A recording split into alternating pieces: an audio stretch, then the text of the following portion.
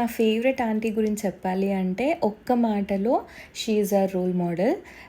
నాకు తెలిసి లైక్ ఇంటర్‌లో ఆంటీని చూసాను. Inter first year.